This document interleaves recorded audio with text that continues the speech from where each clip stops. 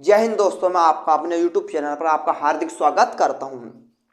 मैं आज आपको बताऊंगा कि उत्तर प्रदेश बोर्ड की परीक्षा में पूछे जाने वाले प्रश्न, जो मैं प्रश्न यहां पर आपको कराऊंगा, ये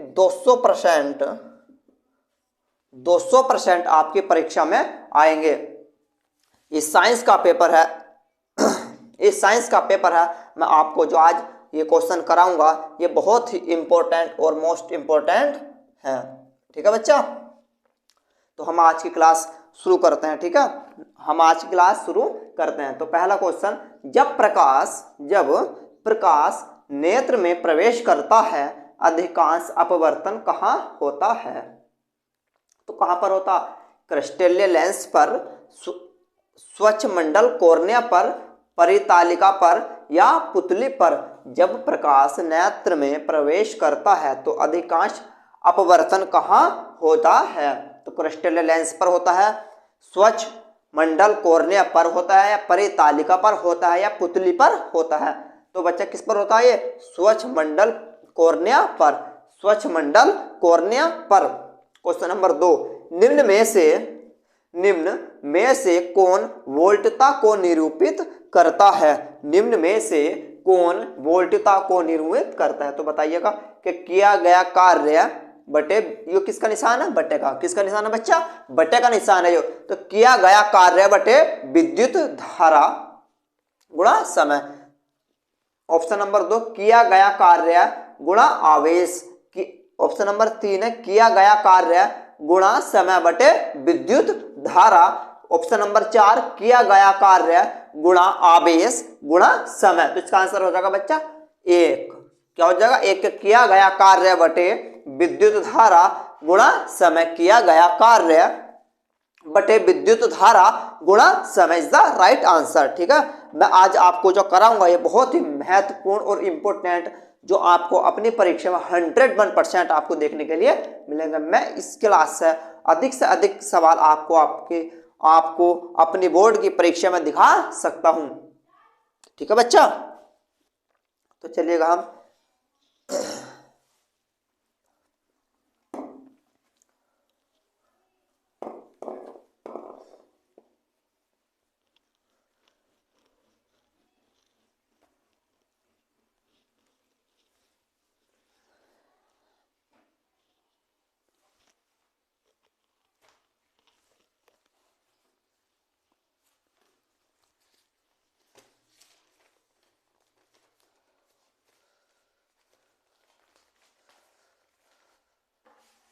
निम्न में से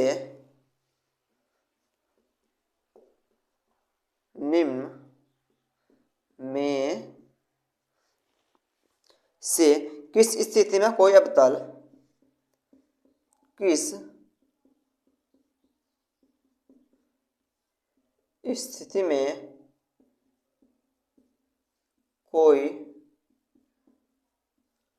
निम्न में से किस स्थिति में कोई अवतल दर्पण वस्तु से कोई अवतल दर्पण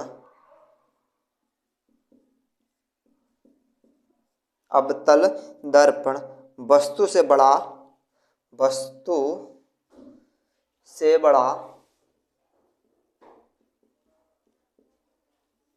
निम्न में से किस स्थिति में कोई अवतल वस्तु से बड़ा वास्तविक प्रतिबिंब बना सकता है? वास्तविक प्रतिबिंब बना सकता है। तो इसका ऑप्शन है, जब वस्तु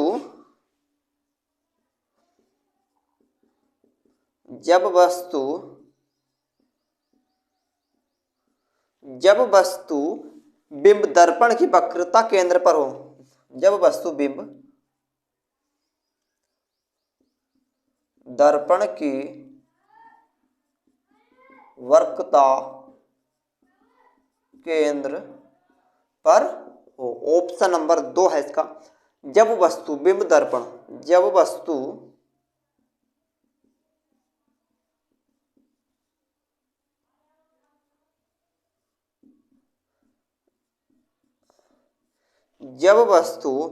बिंब दर्पण की जब वस्तुबिंब दर्पण के ध्रुव और फोकस के बीच हो।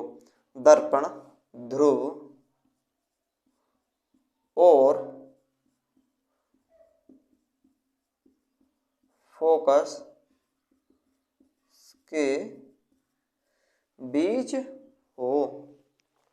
ऑप्शन नंबर 3 है जब वस्तु बिंब दर्पण के, जब वस्तु बिंब, जब वस्तु बिंब दर्पण के ध्रुव और बिंब दर्पण के फोकस और दर्पण के फोकस, दर्पण के फोकस और वक्रता के और वक्रता केंद्र के बीच हो। नंबर 4 इनमें से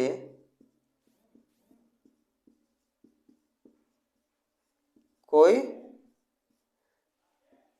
नहीं। तो इसका उत्तर हो जाएगा, इसमें सवाल बोला गया निम्न में से किस स्थिति में कोई अवतल दर्पण कोई अवतल वस्तु से बड़ा वास्तविक प्रतिबिंब बना सकता है। तो इसका आंसर हो जाएगा जब वस्तु बिंब दर्पण के फोकस और वक्रता केंद्र के बीच हो।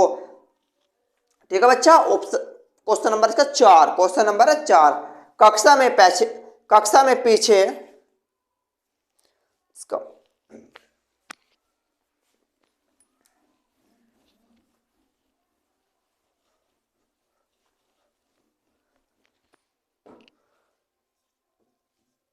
कक्षा में पीछे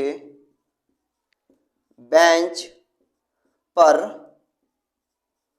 कक्षा में पीछे बेंच पर बैठा कोई विद्यार्थी, बैठा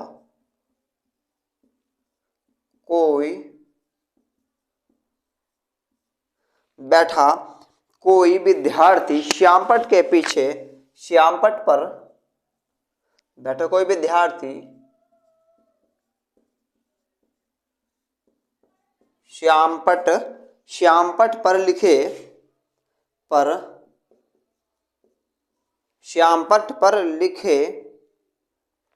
अक्षरों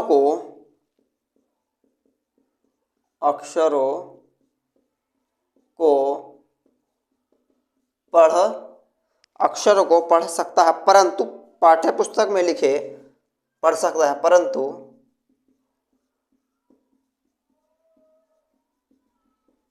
पाठ्यपुस्तक में लिखे अक्षरों को नहीं पढ़ पाता, लिखे अक्षरों को नहीं पढ़ पाता, अक्षरों को नहीं पढ़ पाता। निम्न में से कौन सा कथन सही है? निम्न कौन सा कथन सही है? कि कक्षा में पीछे बेंच पर बैठा कोई विद्यार्थी श्यामपट्ट पर लिखे अक्षरों को पढ़ नहीं पाता, परंतु पाठ्यपुस्तक में अक्षरों को नहीं पढ़ पाता। निम्न में से कौन सा कथन सत्य है? इनमें से हम जो सा कथन सत्य है उस पर लगाना, सही का निशान लगाना। क्या लगाना बच्चे? सही का निशान लगाना। ठीक है, मैं आप सामने ऑप्शन लिख देता हूं इधर, इनमें से आप कमेंट करके बताइएगा कि इसका आंसर कौन सा होगा। आप कमेंट करके बताइएगा कि इनमें से कौन सा आंसर होगा। ठीक है बच्चा। विद्यार्थी के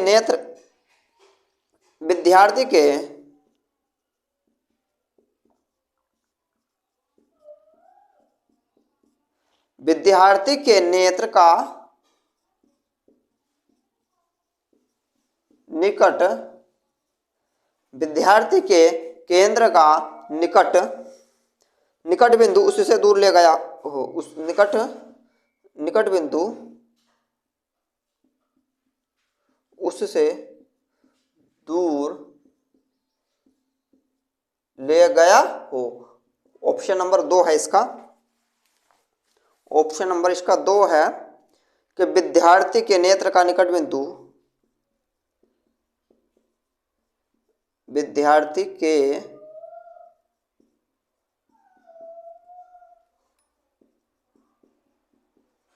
नेत्र का,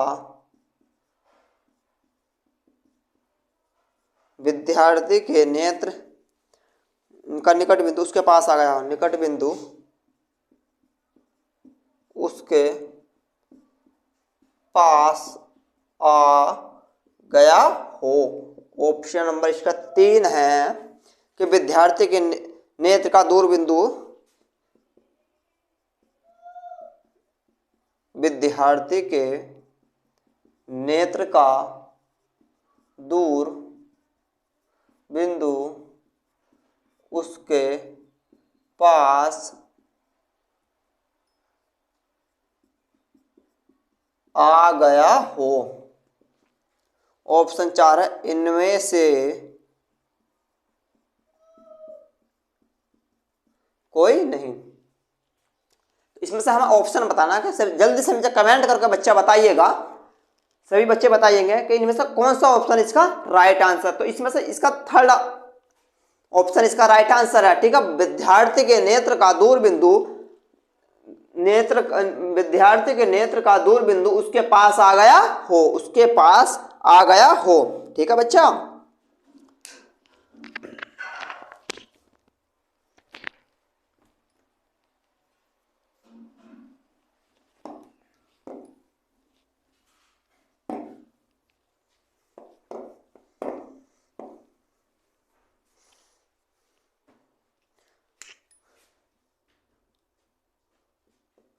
पांच प्रतिरोधकों, प्रतिरोध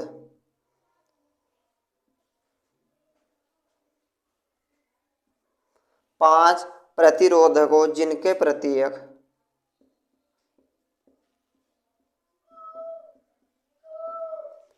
पांच प्रतिरोधकों जिनके प्रत्येक का प्रतिरोध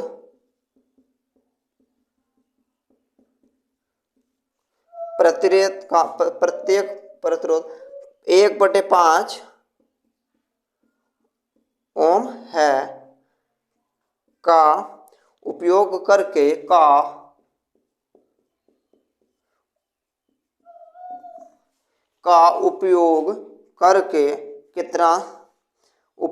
कितना निम्नतम प्रतिरोध बनाया जा सकता है, करके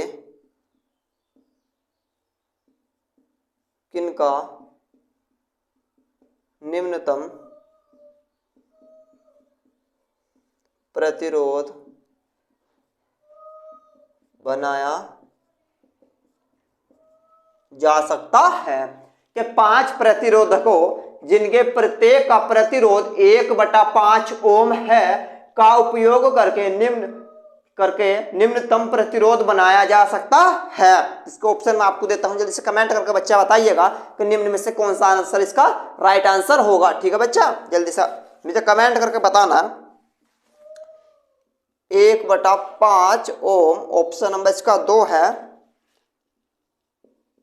25 ओम ऑप्शन नंबर 3, 1/25 ओम ऑप्शन नंबर 4 है। इनमें से कोई नहीं, इनमें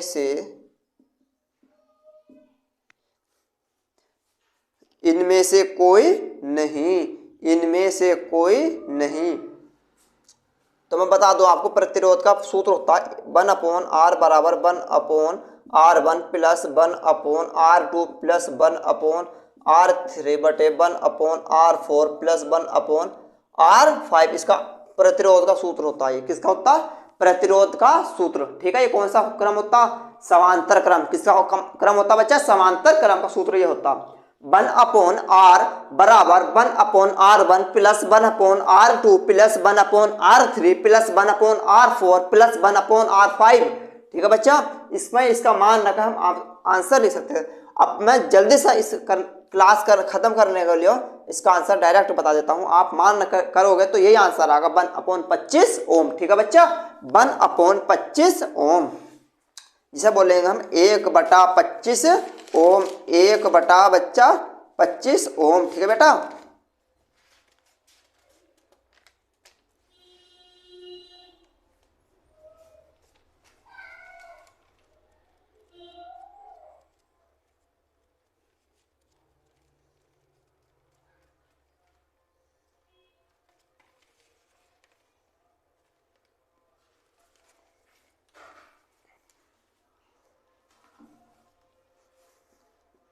एक मिश्र धातु है, एक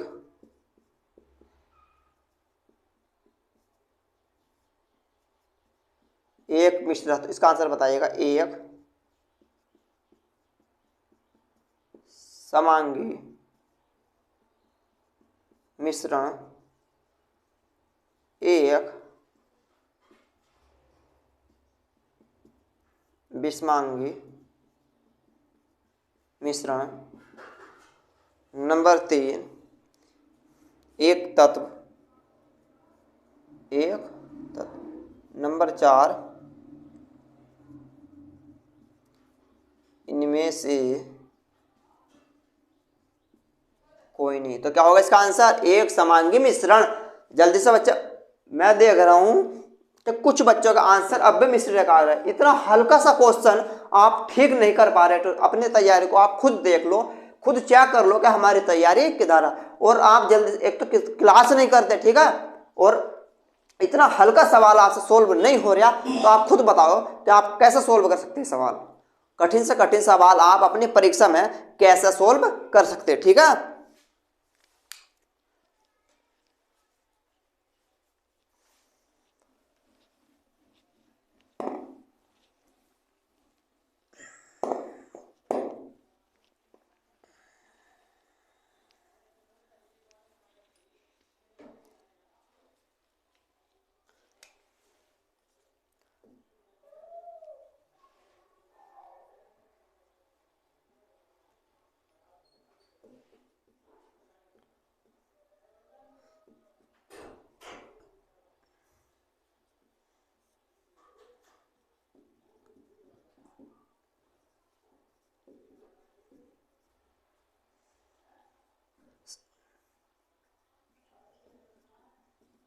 निम्न में से संतृप्त हाइड्रोकार्बन पहचानिए।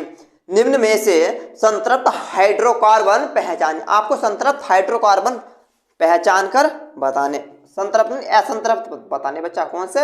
असंतृप्त। निम्न में से असंतृप्त हाइड्रोकार्बन पहचानिए। जैसे CH3 CH2 minus CH2 minus CH3, CH3 minus CH minus CH3, ठीक है। CH3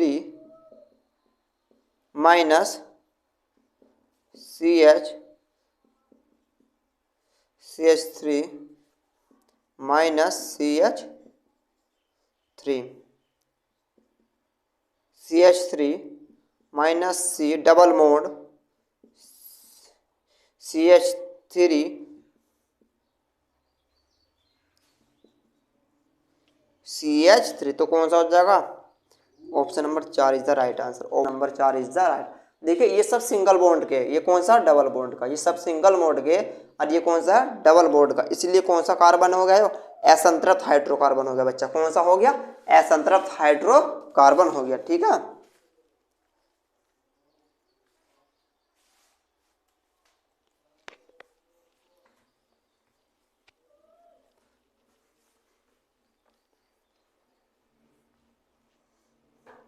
निम्न में से